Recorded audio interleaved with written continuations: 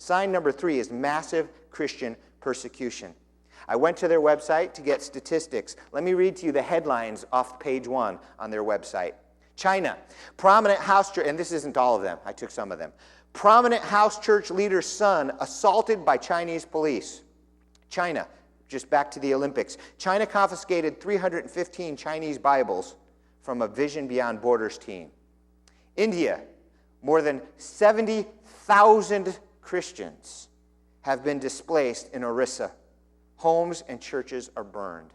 70,000. Iraq, 7 Christians killed so far this month in Mosul. That doesn't seem to make the news, does it? But it makes it on this website.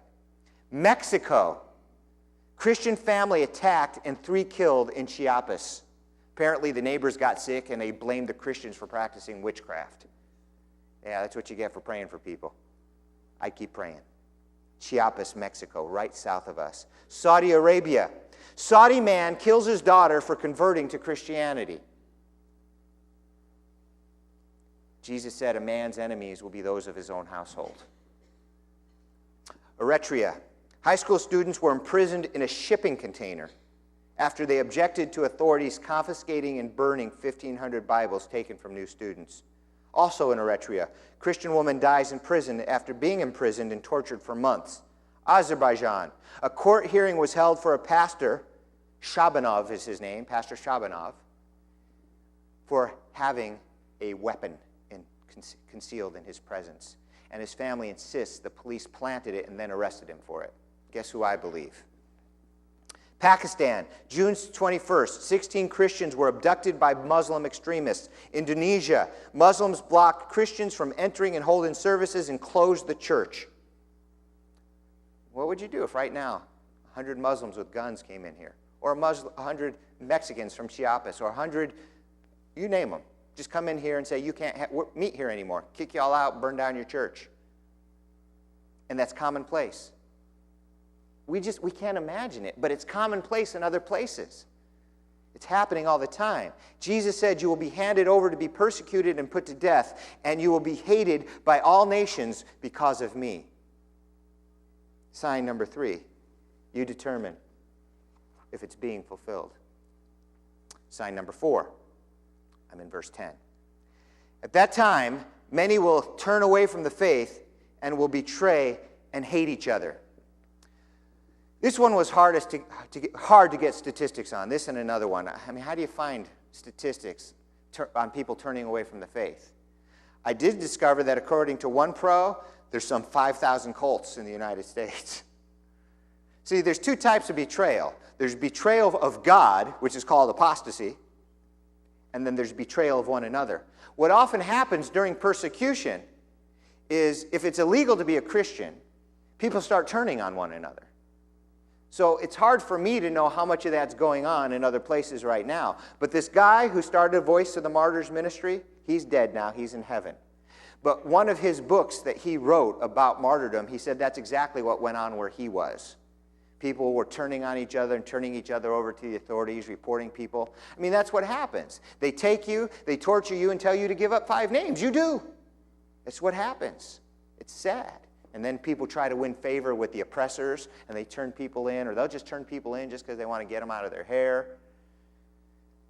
It's hard to know what the statistics are on betrayal of one another. I just couldn't find any. But betrayal of God, apostasy, 5,000 cults.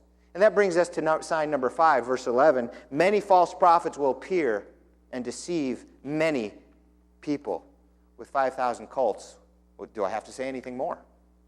You determine, is it being fulfilled? Brings us to sign number 6, verse 12. Because of the increase of wickedness, the love of most will grow cold, but he who stands firm to the end will be delivered or saved. Because of the increase of wickedness.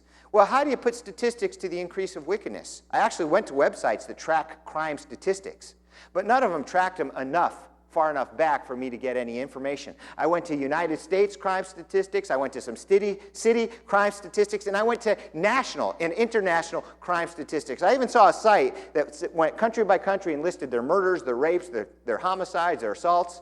but they didn't list them with the same number 30 years ago. So I really couldn't tell you if it's more wicked today than it was 30 years ago. But I can tell you this, when I was a kid, there was no problem getting on my bike and driving through my neighborhood. My kids aren't doing that. And I live in a good neighborhood.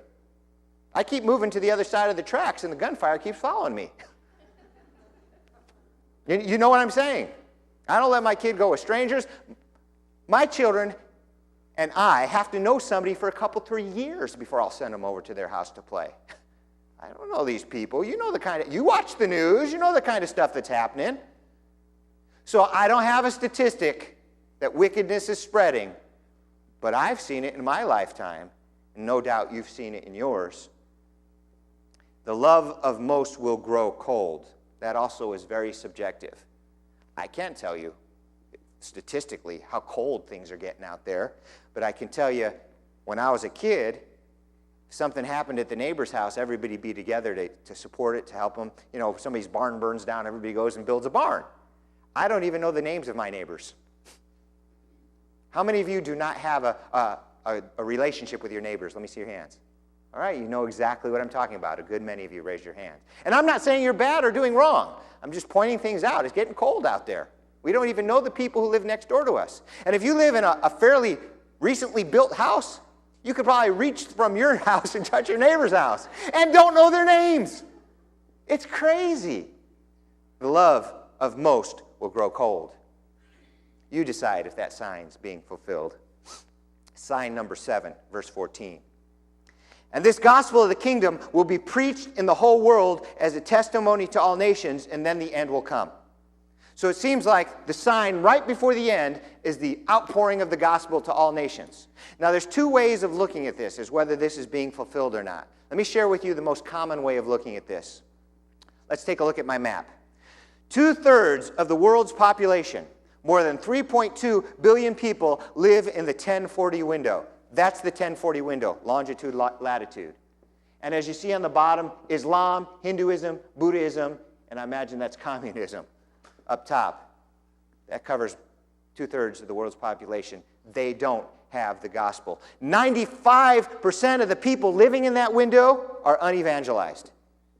2/3 of the world lives there, and 95% of them are unevangelized. So, if the sign right before Jesus comes is that all the world will hear the gospel, this sign is not fulfilled. All the other 6 we looked at, we might have said, you know what? It looks like that sign might be fulfilled. Can't say for sure, but it could be fulfilled. This sign, nah, it's not fulfilled. If you look at it this way. But there is another way to look at it. Listen to Romans 10, 17 through 18. So then, faith comes from hearing the message, and the message comes through preaching Christ. But I ask, is it true that they did not hear the message? Of course they did. For the scripture says, the sound of their voice went out to all the world. Their words reached the ends of the earth. Again, here we live in the 21st century, and we wrap everything around our experience. When the message started going out 2,000 years ago, it had circled the globe.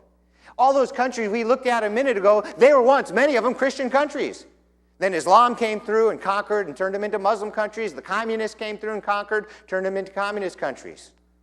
The world has heard the gospel. It has circled the globe, but in the past, not right now. So depending on how we look at this sign, we can say it has been fulfilled or it has not been fulfilled. Since Jesus was talking about it before the first time it circled the globe, it's hard to know. But since he's talking about the end, the last sign before the end, I lean towards the interpretation that it has not been fulfilled.